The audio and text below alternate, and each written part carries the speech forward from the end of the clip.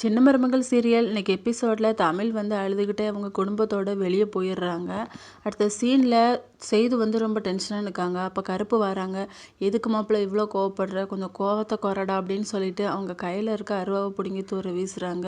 இல்லை மாமா, என் வாழ்க்கையே நாசமாக போச்சு, அவளை நான் சும்மா விட மாட்டேன் அப்படின்னு சொல்லிட்டு ரொம்ப டென்ஷனாகவே இருக்காங்க. அப்போ போஸ் வராங்க.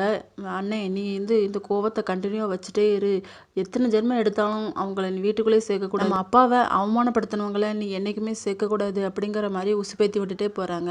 அப்போ கருப்பு சொல்கிறாங்க, ஏன்டா ஆல்ரெடி அவன் ரொம்ப கோவமாக இருக்கான், அவனை நீ உசுப்பேத்தி விட்டுட்டே இருக்கியா அப்படின்னு சொல்லிட்டு, இதில் உசுப்பேற்றதுக்கு என்ன இருக்குது, நீ என்றைக்குமே சேர்க்கக்கூடாதானே அப்படின்னு சொல்லிட்டு போயிடுறாங்க. அவளுக்கு இருக்குது அப்படின்னு சொல்லிட்டு சேது வந்து ரொம்ப டென்ஷனாகவே இருக்கார்.